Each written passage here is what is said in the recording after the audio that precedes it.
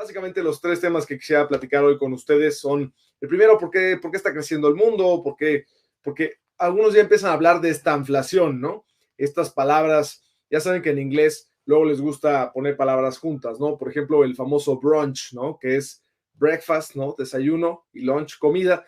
Lo ponen junto para un desayuno, comida. Lo mismo hacen con la palabra stagflación, en inglés stagflation, ¿no? Que viene de stagnation, ¿no? De una economía que no está creciendo, y viene de inflation, pues lo ponen junta y es stagflation, ¿no? Esta inflación significa inflación alta y crecimiento nulo. ¿Estamos ahí? Yo creo que no, ¿no? Y mis colegas en Barclays piensan lo mismo, porque el mundo no es que no esté creciendo, sí está creciendo, lo que pasa es que ya no, ya toda esta ola de revisiones, de pronósticos al alza, pues ya terminó, pero está creciendo y vamos a ver por qué. Dos, obviamente muy importante todos los riesgos, ¿no? Y obviamente riesgos bien importantes para la industria automotriz, pero para otras más, como son los de cadena de suministro, y claramente inflación más alta, riesgos sanitarios y otros más, y finalmente ya acabar con la coyuntura en particular de México. Entonces, tocando el primer tema de por qué está creciendo el mundo, porque todavía está creciendo, pues está creciendo por la reapertura, obviamente, por la vacunación y por la laxitud fiscal y monetaria. Primero, empezando por el tema de vacunación, pues hay países que ya tienen más del 90%, como se ve en la gráfica de extrema izquierda, de personas vacunadas ya con doble dosis. Tenemos países, varios en Europa, también en el caso de China, en el caso de Latinoamérica, el de Chile, que ya están por arriba del 70% digamos, público objetivo vacunado ya con doble dosis. Y en el caso de México estamos prácticamente por arribita del 50%, ahí no se ve ese número, porque para hacerlo comparativo lo hicimos a una fecha anterior. Sin embargo, si vemos el número con los datos de ayer en la noche, ya estamos por arriba del 50% con doble dosis. Entonces eso sin duda está ayudando. Obviamente hay mucha desigualdad en el mundo, así como hay países que ya casi acaban de vacunar a la población. Desafortunadamente, en el caso, por ejemplo, de varios países de África subsahariana, pues todavía no tienen suficientes vacunas para vacunar al más del 4% de la población. 4. Entonces hay mucha desigualdad en el tema de administración de vacunas. Sin embargo, pues el mundo ha ido avanzando en este sentido, ¿no? Y bueno, pues obviamente es la reapertura, la vacunación, el tema de que los gobiernos ya no están imponiendo pues políticas tan restrictivas de movilidad cuando vemos alguna otra ola, y pues obviamente muy importante la laxitud monetaria y el estímulo fiscal. En la parte de la laxitud monetaria, en la parte en medio, en la gráfica de arriba están todos los bancos centrales que bajaron las tasas de interés desde el año pasado, y sí, esto ya está por terminar. Ya hemos visto como varios bancos centrales, incluyendo el Banco de México, pues han tenido que empezar a subir la tasa de interés. Todavía no podemos hablar de que se acabó toda esta política monetaria laxa, porque al subirla todavía en los niveles que estamos en la mayoría de los países, todavía se habla de laxitud monetaria, pero pues ya acabó ese proceso, este ciclo de baja de tasas en todo el mundo. Sin embargo, insisto, sigue siendo laxa, ¿no? Y esa política de laxitud pues sigue ayudando al mundo a irse recuperando. Y la otra, recordarán que los bancos centrales en el mundo pues bajaron la tasa, muchos inclusive muy cercano a cero, como es el caso de la Reserva Federal de Estados Unidos y otros de economías avanzadas. Y entonces ya saben, de todo en economía es precio o cantidad. Entonces, pues el precio del dinero es la tasa de interés. Si ya la bajaste prácticamente a cero, a muchos bancos centrales no les gusta ir a terreno negativo, no quieren tener tasas negativas. ¿Por qué? Porque causa muchas distorsiones. Imagínense la banca comercial, que es por donde se transmite esta política monetaria. Imagínate que al ahorrador le vas a cobrar, ¿no? Y al que le prestas le vas a dar dinero por haberle prestado. Pues, ¿quién va a querer ahorrar? Porque los bancos necesitan los préstamos, ¿no? Los depósitos, perdón, para poder prestar. Entonces, definitivamente esto puede desincentivar a quienes depositan su dinero en los bancos, si se les va a quitar dinero, y pues mucha gente va a querer préstamos porque ahora le vas a pagar por prestarles. Entonces es una distorsión que realmente no se sabe bien cómo puede terminar. Entonces muchos bancos centrales, para no seguir bajando la tasa a terreno negativo, pero quieren seguir estimulando la economía, lo que hicieron fue aumentar la liquidez, ¿no? Y para aumentar la liquidez, pues no pueden agarrar helicópteros y ponerse a tirar billetes por todos lados. Todo lo que han hecho es comprar activos, ¿no? Compran bonos de las instituciones financieras y pues a cambio de ello le dan dinero, y esas inyecciones de liquidez se ven reflejadas en la gráfica del medio abajo, que son pues los balances de los bancos centrales, ¿no? Como a la hora de hacerse de todos estos activos, pues se van inflando estos balances, que es el espejo de toda esa liquidez que están virtiendo la economía. Entonces, pues los balances, solamente el Banco de Canadá ya empezó a dejar a comprar menos, pero todos siguen comprando, ¿no? El Banco de la Reserva Federal de Estados Unidos está comprando 120 mil millones de dólares mensuales. Entonces, imagínense, o sea, siguen comprando, siguen inyectando liquidez, las tasas siguen muy bajas, entonces todavía sigue una política monetaria laxa, aunque estamos ya cerca del fin de eso. Y por último, en la extrema derecha, el estímulo fiscal. En prácticamente 99% de los países en el mundo se dieron la tarea de hacer un paquete de estímulo fiscal muy significativo para atajar el tema de la pandemia, tanto del lado de la salud como del lado de la preservación del empleo. Se les dio muchísimo dinero a las empresas principalmente, con obviamente condiciones de que no despidieran a su personal, para que pues en toda esta pandemia en donde hubo restricciones a la movilidad tan grandes, pues pudieran mantener sus operaciones, seguir manteniendo, pagando salarios, etcétera. Y esos paquetes de estímulo fiscal fueron tremendos. En Estados Unidos, nada más el que vemos en la tabla, estamos hablando de 38 puntos del PIB. Nunca lo habíamos visto. Y es más, quitando algunos, ¿no? Más o menos yéndonos como a los que todavía no se terminan de instrumentar, que más o menos estamos hablando de 26 puntos del PIB, aún así lo tratamos de comparar con algo donde haya habido mucho gasto fiscal en Estados Unidos o en el mundo, y solo nos podemos remontar a la Segunda Guerra Mundial, cuando terminó, cuando se hizo este famoso Plan Marshall, donde se le dio dinero a los países europeos para que pudieran hacer su reconstrucción en la posguerra, y pues más o menos trayendo a valor presente este Plan Marshall. Estamos hablando de 4 planes Marshall, de lo que se ha instrumentado ahorita, y prácticamente casi 6 planes Marshall si hablamos de lo que falta por instrumentarse. Entonces, realmente esa parte fiscal que todavía no se termina de instrumentar, también ha sido muy importante para el mundo y para México también, porque aunque en México no tuvimos un paquete de estímulo fiscal significativo para atajar la pandemia, pues todo lo que hizo Estados Unidos ha permeado a México por 3 vías, ¿no? Una, la tradicional, de que es impulsar las exportaciones de manufactura, una de ellas la automotriz. Desafortunadamente, este canal pues, ha tenido esta distorsión de las cadenas de suministro, que al rato comentaré un poco más, pero ese ha sido un tema pues no menor, ¿no? Desafortunadamente, pero bueno, ha permeado por ahí. También ha permeado por otra vía, 2, que es la vía de las remesas, ¿no? Que hemos tenido montos máximos históricos. Y número 3, vía el turismo, recientemente, debido a que pues hemos visto cómo ya el turista, sobre todo el turista de Estados Unidos, prefiere ir a una playa mexicana que ya conoce, etcétera, y no quiere irse a una isla del Pacífico o una isla del Caribe porque no necesariamente cuenta con la infraestructura hospitalaria por si se enferma, o hay que tomar 2 o más vuelos para llegar a estos lugares. Entonces eso también nos ha ayudado. Entonces estas son las razones principales por las cuales el mundo está creciendo: reapertura, muy apoyada por la vacunación, el estímulo monetario y el estímulo fiscal. Ahora, el crecimiento del mundo, si vimos la semana pasada, el Fondo Monetario Internacional actualizó su perspectiva económica, y después de prácticamente cada vez que se reunía tenía que estar aumentando y aumentando, o sea, revisando al alza sus pronósticos de crecimiento para el mundo, para Estados Unidos y todo.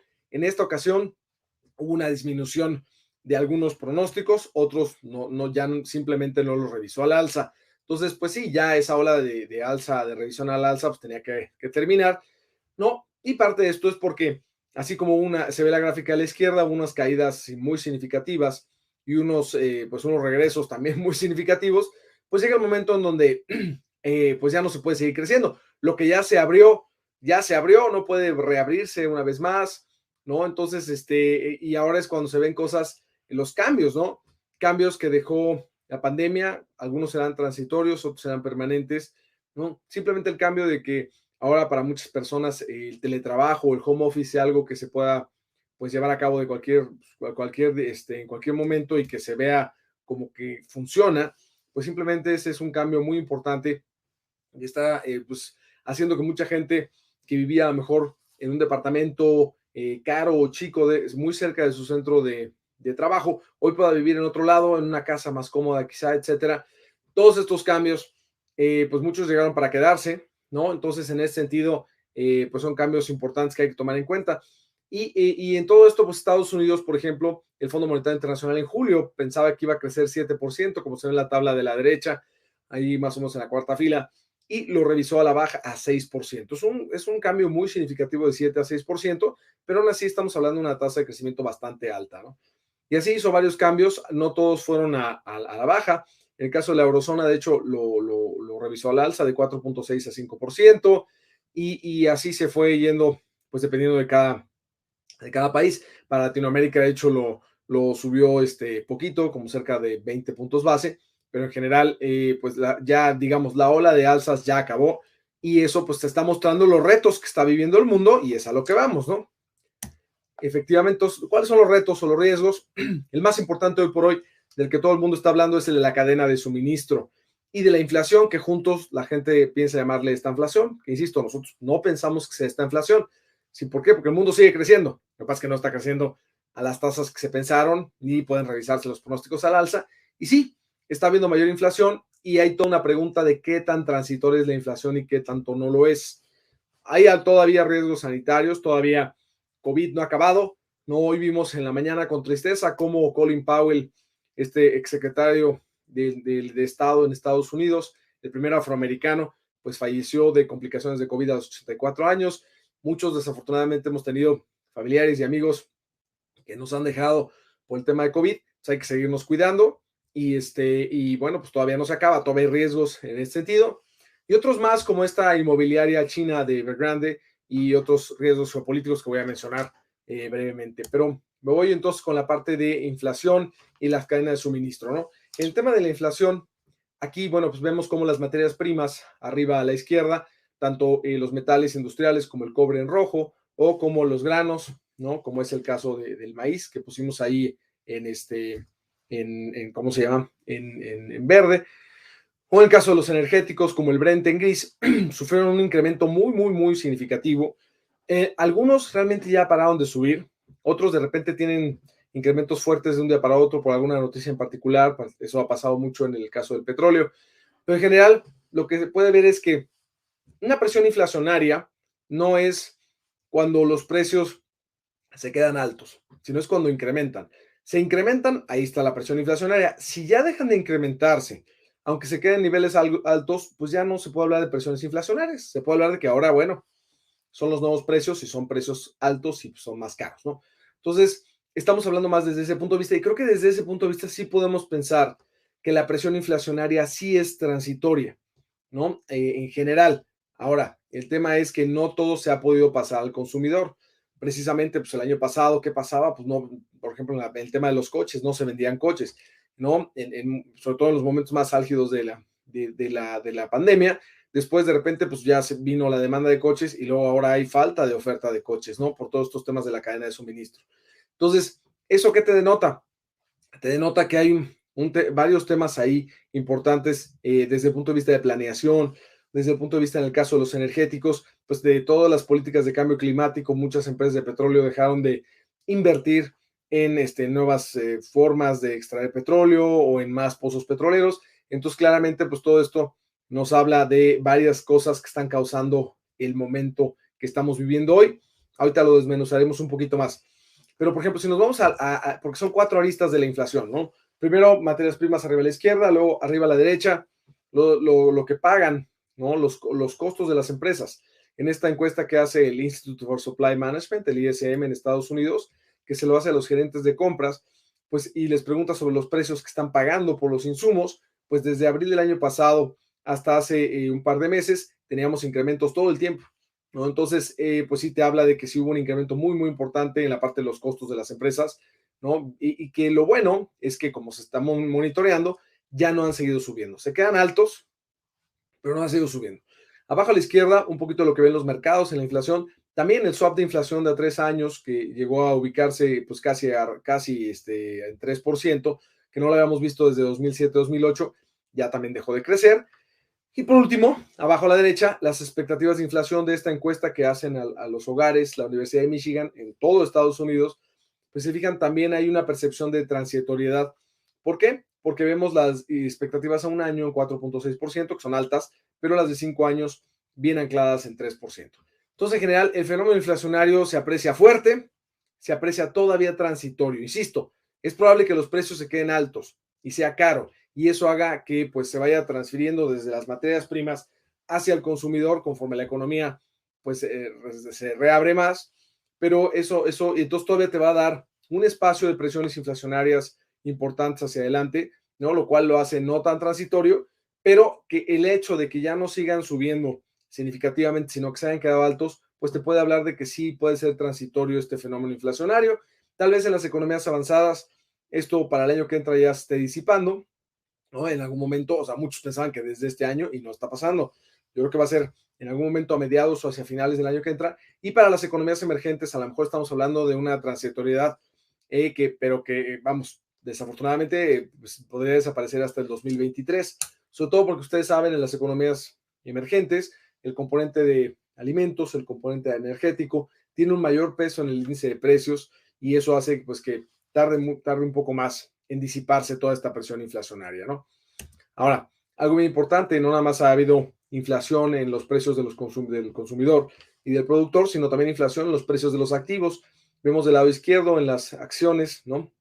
Este índice de color gris es de las acciones de crecimiento, donde está Amazon, Google, todos ellos han realmente tenido un incremento muy fuerte. Sí ha habido una corrección, una baja en estos últimos días. Es normal, no habían reaccionado los mercados accionarios ante todo este tema de que la Reserva Federal puede empezar a reducir esas compras que les comenté de 120,000 millones de dólares al mes. Es muy factible que para noviembre empiecen a la disminución. Entonces, pues siempre los mercados reaccionan no tan positivamente cuando hay esa, pues que ya va a faltar esa liquidez de parte de un banco central tan importante. Y tenemos las acciones de valor, las de la línea roja del lado izquierdo, que son las clásicas que llevan mucho tiempo en el índice, ¿no? Y a eso también les ha ido muy bien, pero sí hay una diferenciación muy importante entre las de crecimiento en gris y las de valor. O sea, realmente los participantes de los mercados le han puesto mucho más énfasis a comprar acciones de crecimiento. ¿Por qué? Porque la pandemia aceleró fuertemente la digitalización. Entonces, todas las empresas de digitalización, todas las empresas nuevas, pues obviamente si hace 2 años se pensaba que iban a generar ciertos ingresos y a la hora de traerlos a valor presente, eso es lo que están dispuestos a pagar, pues ahora están con la aceleración de la digitalización. Estos participantes de los mercados piensan que esos ingresos van a ser mayores, los traen a valor presente y pues les dan precios mucho más altos que ellos están dispuestos a pagar. Ahora, ¿son burbujas o no? Porque muchas veces cuando vemos estos incrementos de precio que son exorbitantes, muy por arriba de los fundamentales, pues claramente pensamos que pues entonces puede haber una burbuja. Ahora recuerden, los economistas somos muy malos para pronosticar burbujas. Somos buenísimos para decir, mira, sí, era una burbuja, ya se reventó, pero cuando va a pasar, bastante malos. Entonces, tomen esto con tranquilidad. Pero de todas maneras, lo que sí se puede ver es, si vemos en la gráfica a la derecha, lo que puse en gris son es digamos, el múltiplo precio-utilidad. Es decir, cuánto están pagando los mercados, el precio de las acciones, dividido entre las utilidades que generan. Y aunque hubo un incremento bien importante, ya se han regresado un poco digamos, ese cociente precio-utilidad. Parte porque se han caído un poquito ya las acciones, los precios de las acciones en bolsa, pero más importante, la caída más relevante ha sido porque sí han estado generando utilidades. Ahorita estamos en plena temporada de reportes corporativos y hemos visto pues muchos de ellos están siendo todavía mejores a los que se esperaban, a pesar de que los analistas ya habían puesto la vara bastante alta en términos de lo que esperaban de estos reportes corporativos. Entonces, la verdad es que pues ahí no se ve burbuja, la verdad se ve bastante sólido. Donde sí creo que puede haber burbujas y por eso tiene burbujitas en la gráfica a la derecha, es en la línea roja, que puse ahí el Bitcoin, ¿no? Bitcoin hemos visto varias digamos, caídas fuertes. De hecho, esta gráfica no captura la última, ¿no? Ahora, no es que no me gusten las criptomonedas. Yo creo que todos vamos a utilizar criptomonedas en algún momento, pero de ahí a que se vuelva el estándar, un Bitcoin o un Bits o todas estas monedas, sí lo veo difícil. Creo que lo que va a pasar es que Banco de México va a sacar el criptopeso, la Reserva Federal en algún momento va a sacar el criptodólar y así, y pues va a tener consecuencias bien importantes en el manejo de las transacciones, etcétera, en el impacto en los bancos, pero lo que sí es que de estas empresas como Bitcoin, va a haber algunas que se queden y les vaya bien y otras que desaparezcan. ¿Por qué? Yo creo que las que se van a quedar no es porque adoptaron su moneda, sino porque estas empresas pues ya tienen muy, muy bien desarrollado todo el tema de blockchain y todo el minado de datos y esa es la tecnología que le van a poder ya sea vender en forma completa o vender sus servicios a los bancos centrales, que son los que emitirán las criptomonedas que yo considero que van a utilizar más. Entonces, de estas, va a haber unas que les vaya muy mal y otras que les vaya bien. El problema es que no sabemos cuáles son las que les va a ir bien y cuáles mal. Y mientras eso ocurre, pues puede pasar como en el .com, ese famoso crash enorme cerca del año 2000, 2001, en donde se cayeron pues todas estas empresas de internet, ¿no? Y pues no todas les fue mal, muchas quebraron, pero hubo empresas que se quedaron, como Amazon, ¿no? Entonces creo que algo así puede pasar. Tenemos que identificar cuál es la empresa Amazon, o el equivalente de Amazon hace 20 años, en las Bitcoins, y eso no es fácil, ¿no? Pero bueno, ahí sí creo que haya una burbuja. Luego nos vamos ya, ahora sí, al tema de, pues si hay inflación, normalmente los bancos centrales responden, y pues cómo se ve la Reserva Federal de Estados Unidos para llevar a cabo ya el famoso tapering o tapering, o simplemente reducir esas compras. De los 120 mil millones de dólares que compran mensualmente, es muy probable que en noviembre empiecen a anuncien que van a reducirlo a 110, luego a 100, luego a 90, y se vayan más o menos casi un año, tal que dejen ya de comprarlos. Entonces vamos a poner dos variables importantes para la Reserva Federal. Del lado izquierdo pongamos el empleo, es la gráfica azul, es el empleo en la recesión anterior, la de 2008-2009, que tardó bastante en caer y bastante en recuperarse, casi fueron 80 meses, eso es el numerito que está abajo de la gráfica a la izquierda, y comparemoslo ahorita, pues ahorita la verdad es que a pesar de que los últimos números ha decepcionado, realmente el empleo en Estados Unidos cayó muy fuerte, la línea roja, pero ya se regresó muy rápido, mucho antes que en la recesión anterior. Estamos ya muy cerca de estar a niveles prepandemia en Estados Unidos en el tema de empleo, y además pues va creciendo, ¿no? Ahorita en estas fechas, en la crisis anterior, el número de meses desde que empezó la recesión todavía iba bajando y ahora no, va subiendo. Entonces, por el lado del empleo, ya se está consiguiendo los objetivos de la Reserva Federal. Y del lado derecho, vemos, por ejemplo, la línea azul clarito, pues la tasa de Fed Funds, que no está prácticamente en cero y que no se anticipan alzas, sino hasta finales del año que entra, ¿no? Algunos empiezan a pensar que a mediados del año que entra, vamos a ver, ahorita la mayoría todavía se encuentran a finales del año que entra. Y luego tenemos la línea roja, la inflación, y la línea azul marino, que es el balance de la Reserva Federal, o sea, que tanto está. Cuando empieza el tapering, deja de subir, ¿no? Empieza a subir cada vez menos hasta que se queda horizontal, que es cuando ya no crece. Bueno, veamos cómo cuando, por ejemplo, se hizo el tapering la vez pasada, que un poco se empezó a hablar de ello en mayo del 2013. Vean la inflación, ahí más o menos por donde está el 4.5 trillones de dólares, billones de nosotros. Abajo en el rojo la inflación estaba abajo del 2%. Hoy, esta inflación, que es la que ve la Reserva Federal, que es el famoso, digamos, deflactor de precios del consumo, está, para fines prácticos, inflación, ¿no? Está en 3.5%. Entonces ya está por arriba, ¿no? Y vemos cómo el balance del FED pues, se ha más que duplicado prácticamente. Bueno, un poquito menos que duplicado que los 4.5 trillones, pero de todas maneras están en niveles muy, muy, muy altos. Y lo único que se pretende es que deje de comprar, ni siquiera que salga a vender esos bonos, ¿no? Y recoger liquidez. Es simplemente que deje de inyectar esa liquidez. Entonces, con todo esto, la verdad es que lo que pensamos es que hay que aumentar todavía a todo este dinero el estímulo fiscal que se ha venido aventando a la economía. No sabemos todo el estímulo fiscal que hubo en la crisis anterior, en rojo del lado izquierdo, fueron un poquito más de 1.5 trillones de dólares anglosajones, billones de nosotros, y ahora pues prácticamente son 5.7 casi, más lo que falta. Entonces, con todo este dinero, sí es necesario empezar a hacer el famoso tapering para ir normalizando la política monetaria, ¿no? Todo lo que pensamos es que ahora en noviembre van a anunciar que ya empezará el famoso tapering, a bajarle esas compras, y ya las empezarán a bajar probablemente ya instrumentadas a partir de diciembre, y que, insisto, se tardan un año en dejar de comprar. Yo creo que es lo más relevante en términos de inflación y política monetaria a nivel global, porque esto es de los bancos centrales que ya sabemos son más importantes, máximo para México. Ahora me voy al tema al tema de las cadenas de suministro, en donde claramente pues, ustedes están muy interesados en el tema automotriz, y además para México es yo creo que de los más relevantes. Vemos la producción automotriz del lado izquierdo como una tendencia que iba subiendo, de repente tuvo obviamente la pandemia, esa mega caída, ese mega regreso, pero pues la tendencia como que aunque no se aprecie mucho, sigue siendo a la baja, ¿no? Y por el lado derecho vemos estos números que seguro ustedes se lo saben mejor, de todos estos coches que han sido ensamblados y que les faltan chips, y ahí están, no se pueden mandar digamos, a sus distribuidores porque les faltan piezas, ¿no? Y tenemos de la serie Ford F, estas estadísticas son difíciles de actualizar, pero esto es más o menos como para agosto, había 110,000 Ford serie modelo F, ¿no? Que van desde pick-up hasta camioncitos de 3 toneladas, etcétera, pues como había 110,000 vehículos ahí parados, Jeep Cherokee, etcétera. Entonces realmente sí hay un tema muy, muy relevante aquí, que no hay coches para venta, y eso a ustedes pues es algo clave, ¿no? Primero es una tristeza para los distribuidores que el año pasado no vendían muchos coches a mediados de año y ahora quisieran vender y no hay coches. Ahora, un punto bien importante, y no he encontrado mejor estudio que el estudio que hizo el Banco de México en su último informe trimestral que presentó el 31 de agosto, donde tiene una base de datos muy buena. Entonces prefiero, la verdad, en lugar de reinventar el agua tibia, mejor, si no lo han visto, es un estudio bastante bueno, aunque habla de todos los días que han estado paradas las diferentes plantas, desde las General Motors en Ramos Arizpe, San Luis Potosí, etcétera, Mazda, Toyota, Nissan, Ford, cómo han estado los paros.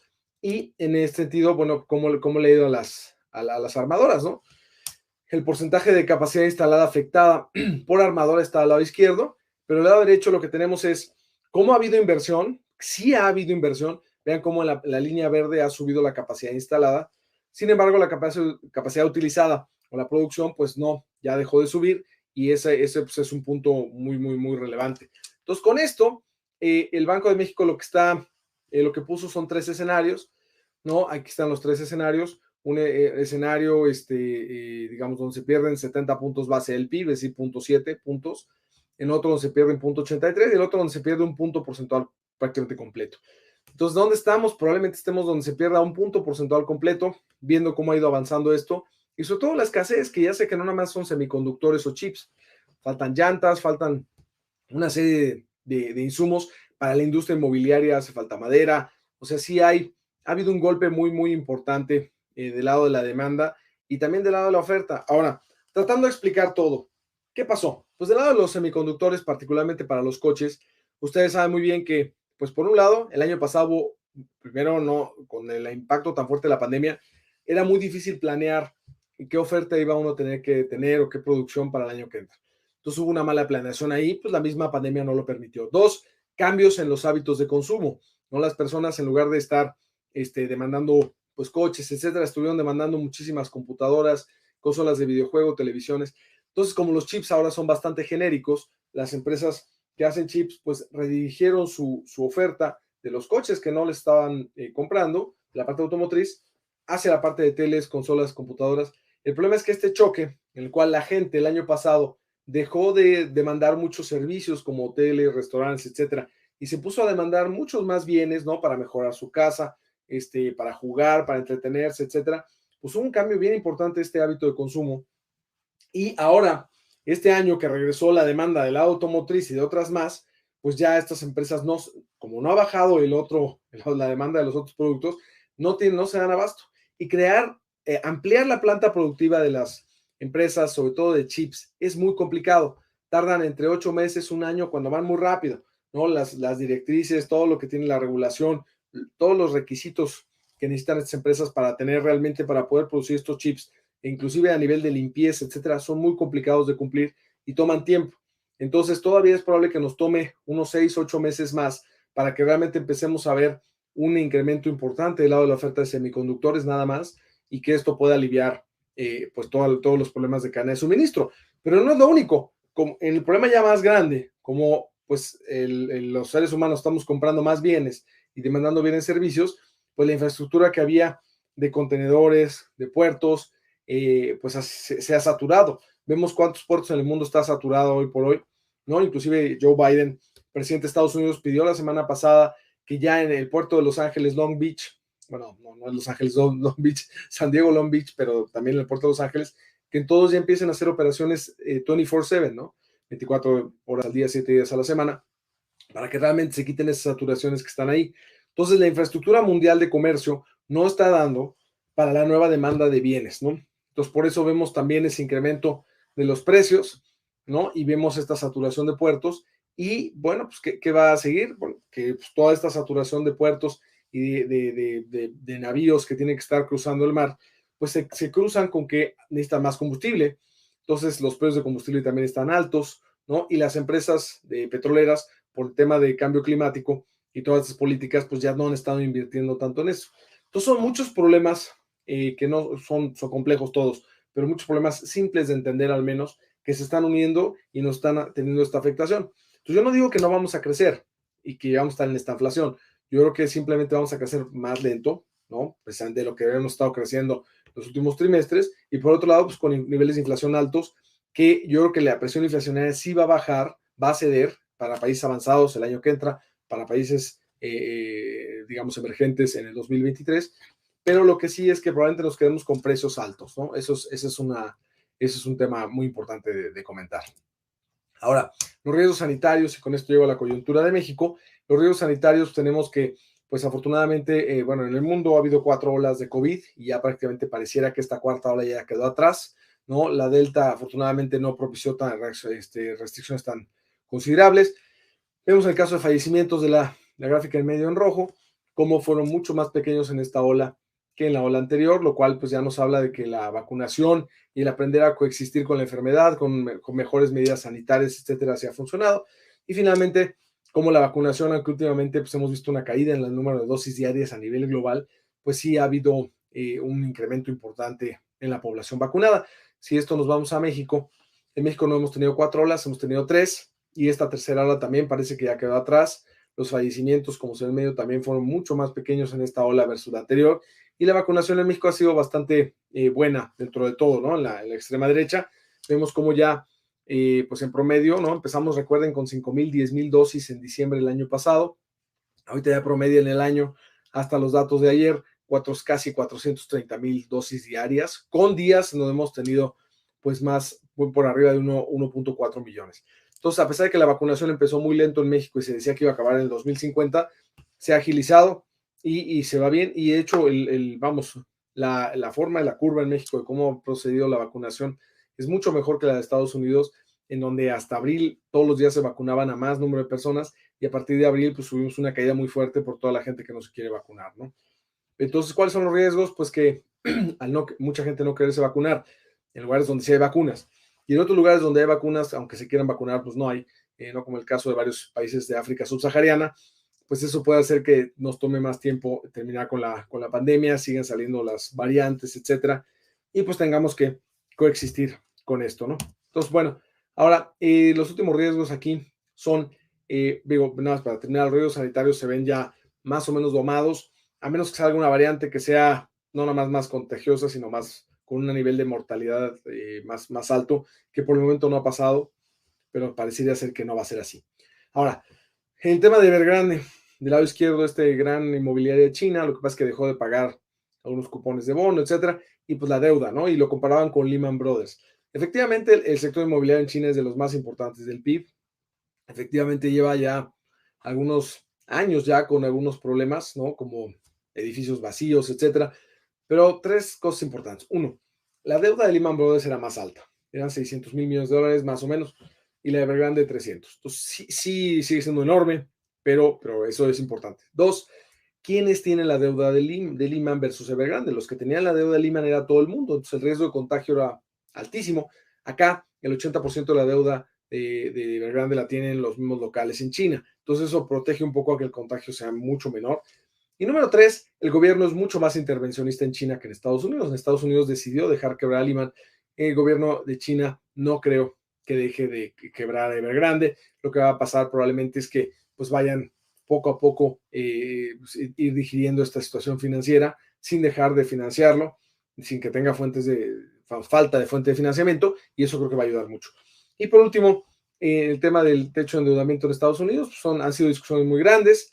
Afortunadamente ya se pasó una iniciativa que manda el problema que iba a ser pues prácticamente hoy, ¿no? El 18 de octubre era un día difícil para esto, o sea, a partir de hoy iban a dejar de funcionar parques nacionales, museos, etcétera, y a lo mejor con posibilidad de hacer default, y eso se mandó hasta pues diciembre, ¿no? Entonces, a principios de diciembre, va a ser otra vez otro problema, y no es lo mismo, aunque ya hemos visto esta película de techo de endeudamiento en Estados Unidos, no vamos a hablar de 8 trillones, que hablar de 28 trillones, que es lo que la deuda como está ahorita, ¿no? Entonces, yo creo que va a ser un tema que se va a resolver, pero desafortunadamente va a generar muchísimo ruido de aquí a diciembre que tengan que volver a pensar en qué hacen con el famoso techo de endeudamiento, ¿no? Que es una cosa anacrónica, no hace falta, pero bueno, es una cosa que está en el mercado y que puede ocasionar volatilidad, ¿no? Y por último llegamos a la coyuntura de México, y aquí me voy relativamente rápido para ver cuáles son los temas más importantes y qué va a definir o qué le va a dar forma a México del 2022. Primero que nada, por el lado de la oferta agregada, ¿no? Como vemos el PIB en México, que ya sabes, agropecuario, industrial y de servicios, pues pensamos que va a crecer por arriba del 6%. La verdad es que desde mi estadía en mi anterior empleo hemos sido muy optimistas, seguimos siendo optimistas de este lado también, y la verdad sí pensamos que es muy factible que crezcamos por arriba del 6%. Sí, no creemos que vamos a crecer tanto en la segunda mitad del año. Seguimos en la tabla de la izquierda, ¿no? El penúltimo renglón, que vienen las tasas trimestrales, es decir, cuando crece del cuarto al primero, del primero al segundo, del tercero al cuarto. Pues crecimos 1.1% en el primer trimestre, 1.5% en el segundo, y ya para este tercero esperamos 0.8%, que ya se empiecen a dejar ver pues estos cuellos de botella, ¿no? Sobre todo en la industria automotriz, y el cuarto trimestre 0.5%. Con eso nos da para crecer por arriba de 6%. Ahora, si vemos en la gráfica de arriba a la derecha, la parte industrial es la que más va a crecer este año, que viene muy impulsada por el sector manufacturero exportador, y aún tomando en cuenta la desaceleración que hemos visto, creemos que podemos crecer 7.7% en la parte industrial. Ahora, si vamos al otro lado, al lado de la demanda agregada, ¿no? Que es como lo ven los libros de texto, ya sabemos, consumo más inversión, más gasto, más exportaciones, etcétera. Aquí, pues, obviamente nos tiene que dar el mismo número, 6.2%, en donde lo que vemos, si vemos la gráfica a la derecha, es que lo que más va a crecer son importaciones y exportaciones. Una vez más, todo este mega paquete de estímulo fiscal en Estados Unidos, pues ha ayudado mucho a impulsar estas exportaciones manufactureras que para que existan esas exportaciones, muchas veces se necesitan bienes o insumos intermedios por el lado de las importaciones. Ahora, esto sí puede cambiar para el año que entra, porque al principio del año pues va a seguir reflejando varios cuellos de botella y probablemente lo que más refleje el año que entra sea la recuperación en consumo, que está en tercer lugar y se va recuperando más o menos bien. Ahora, en la parte de inversión es la que no sigue siendo muy rezagado. Digo, un incremento de 7.5% no es nada malo, pero pues ya veníamos de niveles bajos, ¿no? Desde el 2018 la inversión se viene cayendo de una manera significativa. Entonces es importantísimo que se haga todo lo necesario para que haya inversión, para que todo el empresariado, sobre todo el mexicano, que mucho está echado para atrás, salvo algunas excepciones, pues que realmente se sienta con la confianza de invertir y de generar empleos, porque si seguimos con esto así, pues en el 2022 sí se va a notar, y sobre todo más hacia 2023, que ya no haya ayuda de Estados Unidos, pues sí se va a notar un tema ahí importante de pues, desaceleración en la economía, porque pues si no hay inversión, las tasas de crecimiento no son sostenibles, ¿no? Entonces, ahora, pues como hemos visto, la caída fue muy desigual, la recuperación también. Si vemos, por ejemplo, del lado sectorial y regional, sectorial del lado izquierdo, ha habido sectores que les ha ido muy bien, como el sector salud, ¿no? ¿Qué es ese numerito 116.6? Eso significa que está prácticamente 17 puntos porcentuales por arriba de niveles, no nada más de pre-COVID, sino del último pico de la economía. Recuerden que en 2019 el PIB cayó en México. Entonces, el pico lo tenemos que tomar no nada más antes de la pandemia, sino desde el tercer trimestre de 2018.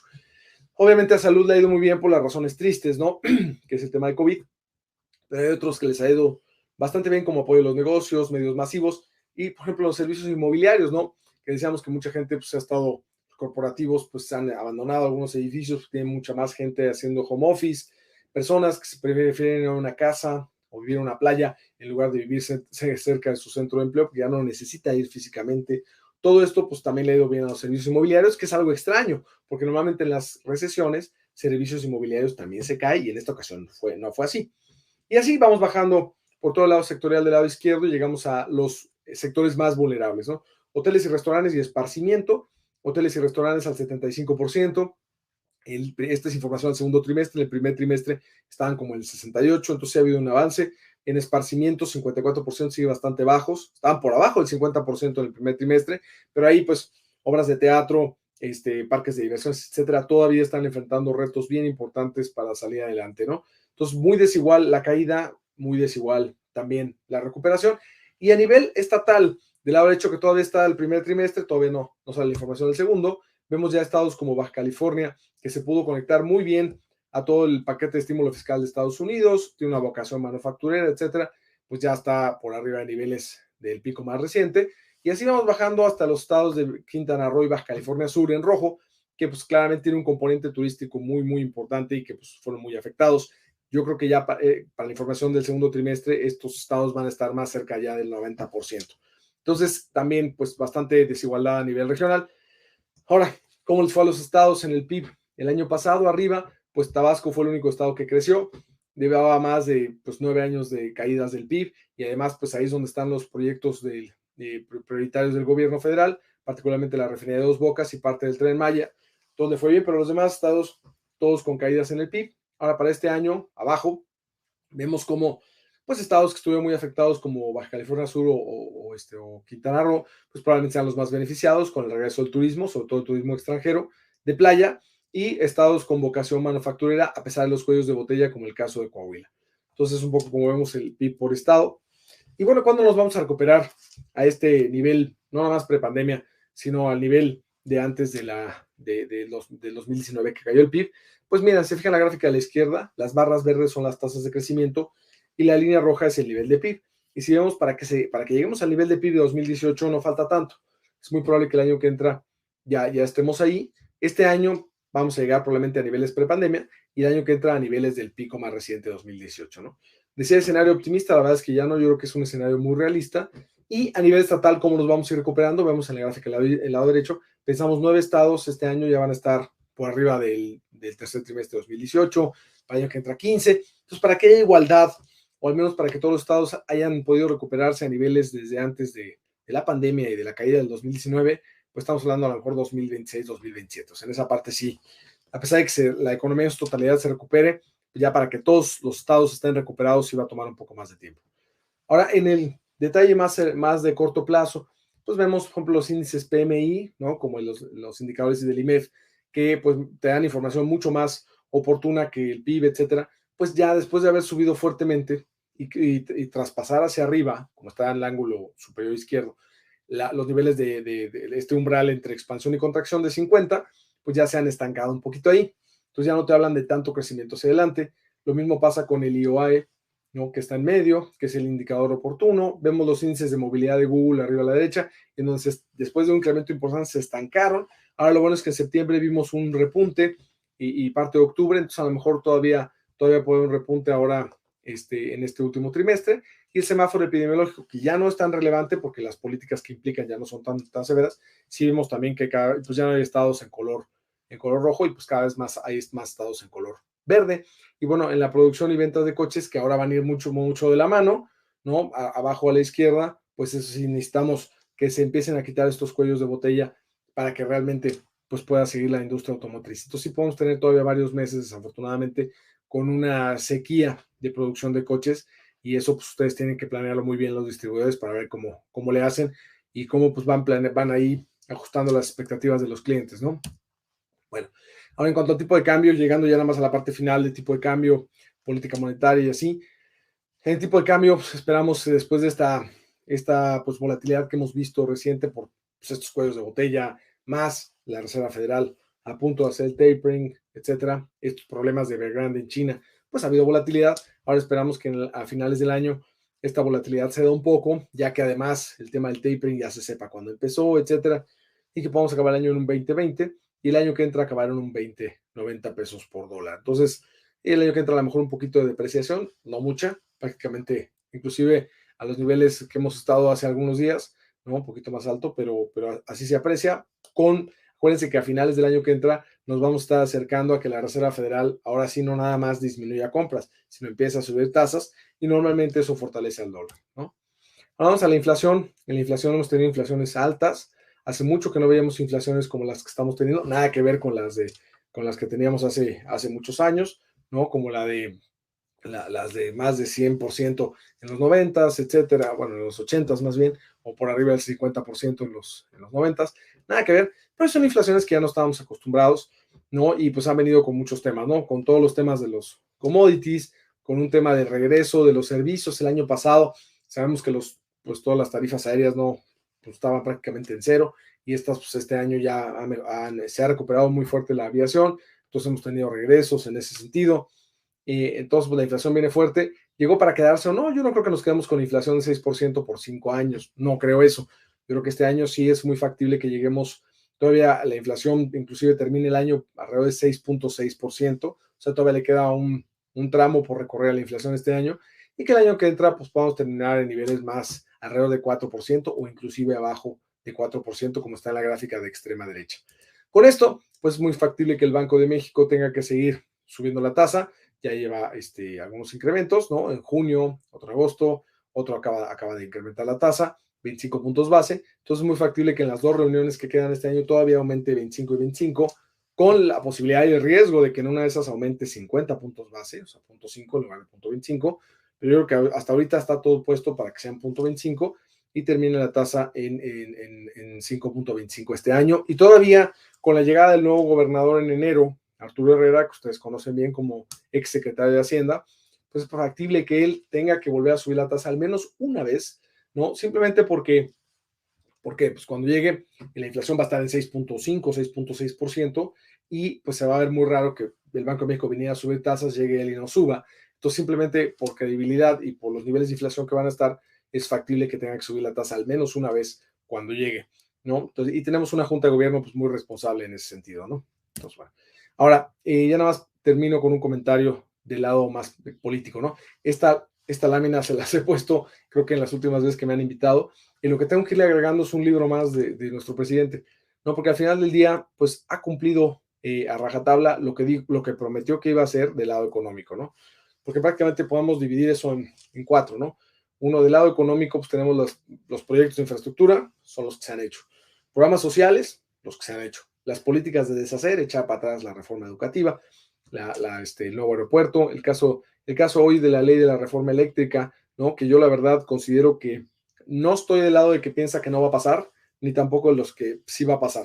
Yo creo que van a pasar las cosas que pueden fortalecer un poquito más a la CFE, como el tema del 54% del porcentaje, donde pues, todavía dejas un gran porcentaje para los privados. Creo que puede aprobarse el tema del litio, ¿no? En el cual el gobierno tendría la concesión exclusiva.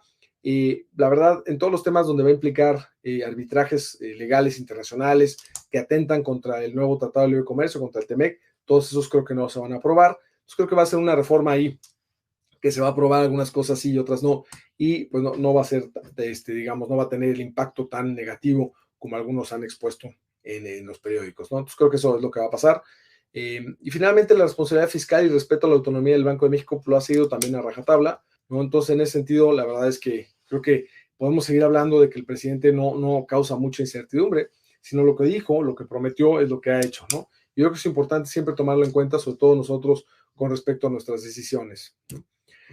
En la parte, una vez más, el paquete económico, que es la Cámara de Diputados lo va a votar hoy, probablemente por fast track. Tenemos pues la verdad es que en general, salvo a lo mejor un poco optimista el tema del PIB de 4.1% el año que entra, la verdad es que lo demás se ve bastante bien en general. Mantener, si ven la gráfica del medio abajo, mantener la deuda en 51 puntos del PIB no se ve mal. Digo, es la primera administración en mucho tiempo que no pone una disminución hacia adelante, pero también tenemos que tomar en cuenta que fuimos de los países que no hizo paquete de estímulo fiscal para atajar la pandemia, se fue muy criticado el gobierno el año pasado, y que para este año, la verdad, pues al contrario, ahora se ve el lado positivo de la ecuación, que es que pues la mayoría de los países que incrementó su déficit, su deuda, pues hoy están siendo castigados algunos de ellos, sobre todo los no eficientes, y aquí en México pues se está viendo bien el país en el sentido del manejo de la deuda. De hecho, en ese mismo manejo de la deuda vemos cómo la duración, ¿no? O sea, antes en el 94, ustedes saben, no, teníamos que renegociar toda la deuda cada 28 días, y pues esta duración de la deuda, conforme el gobierno ha podido emitir bonos de más largo plazo, ha ido aumentando. Entonces hoy por hoy el gobierno tiene que, en promedio, refinanciar toda su deuda en 11 años.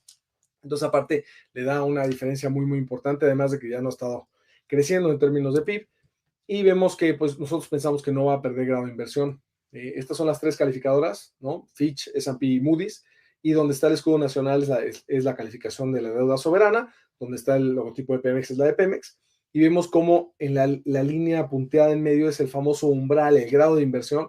Nos encontramos arriba y no pensamos que vamos a perder ese grado de inversión. Perderlo sería gravísimo, pensamos que no lo vamos a perder. Y en el tema ya, volviendo un poco al tema político, pues vemos que la participación de la gente en las elecciones de junio pasado fue muy buena. O sea, no comparemos el 53% de la gráfica a la izquierda con el 63% de las presidenciales. Siempre, como ustedes saben, se vota menos en las elecciones intermedias, y vemos cómo, si comparamos las áreas en gris o azuladas, pues en las intermedias tuvo una participación bien importante, y más que estábamos en pandemia. Y pues así como el electorado premia a algunos partidos en algunas ocasiones, en esta ocasión del lado derecho, en la parte de la Cámara de Diputados, pues realmente pues Morena y sus partidos, digamos, afines, como el Trabajo y el Verde, Antes tenían pues más del 2/3 de la Cámara, lo cual les permitía cambiar la Constitución de manera bastante sencilla. Hoy se quedaron con 50+1, entonces también la gente responde ante lo que ve y ya no se tienen esos 2/3.